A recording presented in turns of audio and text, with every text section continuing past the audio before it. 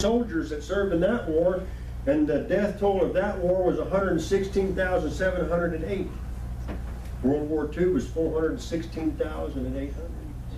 Those are foreign wars, wars that we fought outside of our country to defend our country. Now, the most staggering number, and this is where we don't need to get again. The approximate soldiers that died from combat, accident, starvation, and disease in the Civil War was 620,000. Jeez. More soldiers died on our own land, warring amongst ourselves, than died in any other war that we fought outside. A total of 1,248,365 men and women that have given their lives to serve our country. These are veterans that aren't here today to stand and us give them honor, but we can give them honor. And we can remember them and be mindful of the ones that were standing beside them as they were serving in that realm to defend, and honor the ones that are still here with the life of those that are gone. Today in America, there's an estimated 20.4 million veterans that have served honorably in our services. I'm sure there's one up there that you know that you could do something nice for. I remember last Christmas we took some packages to the veterans at the VFW, at the American Legion, and wherever. We built some Christmas packages, put some Greg and Susie CD in there and some other stuff in there. And they were simply amazed that somebody would take the time to put something in a package and bring it to them and give it to them where they are. They were completely amazed. One guy gave Dessa $20. And Dessa said, "No, you're not giving to me, we're giving to you." He said, "Yeah, but I don't want you to stop. So don't stop. Let us remember those that have served." It doesn't have to be a special holiday for you to build up 20 little $2 gift bags and walk into an American Legion or a Veterans VFW hall and ask, "Who in here is a veteran? Thank you." I want you to know that not everybody is against you. Not everybody thinks anything ill of you. We thank you as American people. You can do that any day of your life. It doesn't require anything else. Honor those. This is scriptural. This is what the Lord told us to do. Honor those that deserve to be honored. He didn't say wait till Veterans Day. But when God puts it on your heart, over the course of the next year, when something happens, and a veteran, you become aware of that because God put that person in your life at that point for a very specific reason, for you to go bless somebody because God wants to bless you in your obedience. But it doesn't need to be just Veterans Day. It needs to be part of our everyday life to remember as we live day to day, those that have given and that have sacrificed, and those that have been there when the call came to answer the call, to protect all of that we have. So honor them. Remember them. Know that you have an opportunity. I'm not going to call it an obligation. I'm going to call it an opportunity to go and do something nice. To go and help them out. There's a veterans clinic right here in Casa Grande, and those guys line up in the morning to get into the veterans clinic. What time do they open, Daryl? 8. 8? All you have to do is be down there 8 o'clock. You can drive through McDonald's, pick up 2 dozen breakfast burritos, and drive down there and bless 2 dozen people just like that.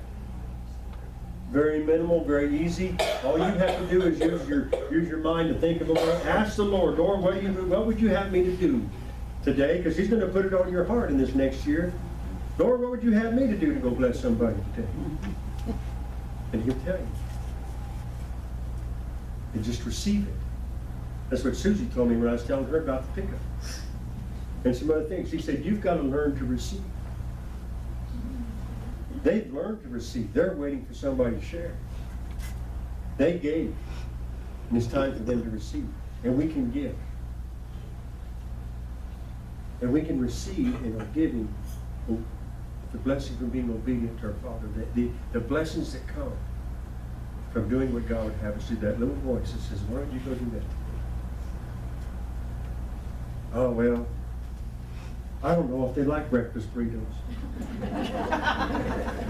We can come up with 100 different reasons not to. But there's a very good reason to do it. Outweighs all the not to's right here. Because your Father in heaven told you to go and honor those that you deserve to be honored. Let's read that again. Romans 13.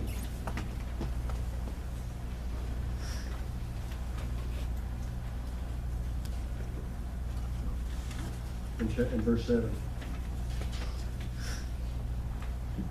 Render therefore to all their dues, tribute to whom tribute is due, custom to custom, fear to fear, honor to whom honor. So this next year, this next week, this next month, however it works out in your life, in your morning prayer time or whatever it is that you're visiting with the Lord, asking, say, Lord, what would you have me do today? What is the one thing I could do today that would bring honor to your name and bless someone that deserves to be blessed, but someone that deserves to be honored, someone that deserves to be tribute paid to? That I could go and serve you in that way. People say, well, I can't serve the Lord. Yes, you can. That is a very simple, very easy way that you can do service to your Father. In the song next, and we sang this morning, would you do service to Jesus your King? Would you do it for Jesus? Because as I look back over the Bible, all those that are not in these numbers, all those that fought the good fight for Jesus Christ, that fought the good fight for the gospel, that fought the good fight for everything, those are veterans too. They served in an army. They served in the army that you're part of. When you give your life to Christ, you enlist in the battle. To do as God would have you to do. The spiritual battle that is around us every day. Be a veteran. Do what you do well. Do it well. Go and bless somebody. Ask the Lord, what can I do? I want to be a soldier for you in whatever way I can. And let me go on to those that deserve to be honored.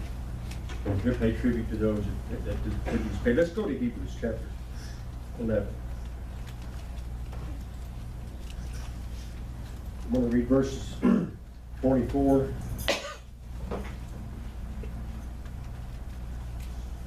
through 34.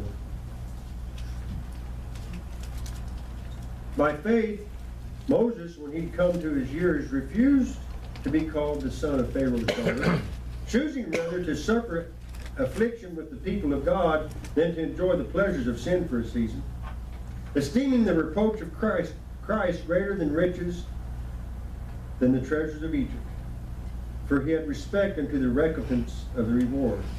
By faith he forsook Egypt, not fearing the wrath of the king, for he endured as seeing whom he is invisible.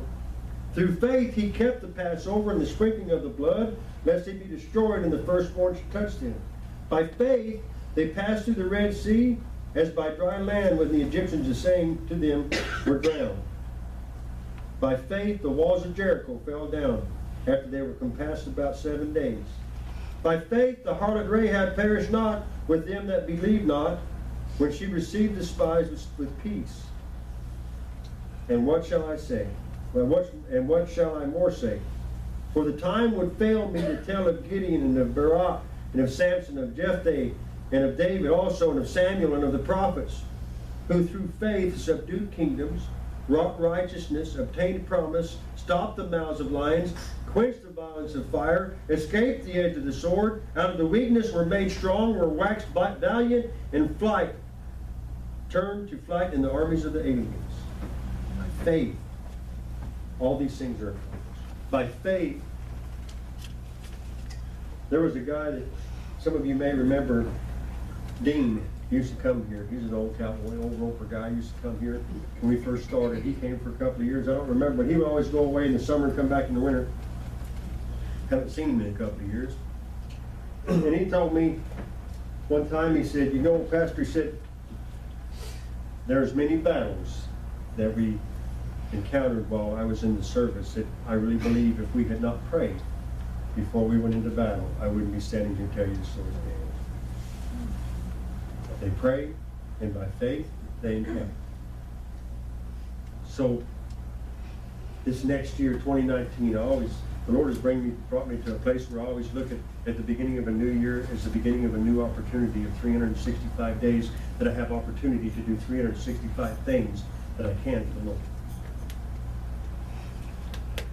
So each day, think of these veterans and of the veterans that are still here with us. Lord, what do I do today? How many times a day do you drive into Casa Grande and go and do something and have a million errands to run? And adding one little errand that would take a few minutes never crosses your mind. And I think of how many days our veterans wake up in a dirty, dusty, cold, rainy, whatever place, and they don't take thought of that. They're defending our church. They're defending us. They're defending our country. They're defending the God that they serve. Without taking notice of how negative it is around them, they go out by faith. As Moses did, said, no, this is what I've given my all to do. This is what I do now. So you go do what you do now. Do what you do is unto the Lord. Do it for those that have already done it. And be a blessing. And carry the gospel message with you. Well, why would you do this? Because the good Lord told me to bring you this today. The good Lord laid it on my heart to bring something for you today, just to let you know that you're not forgotten. You've not been put on a shelf. We do love you and we do appreciate all that you've done. So we've got a couple of songs that we're going to close with. Come on up.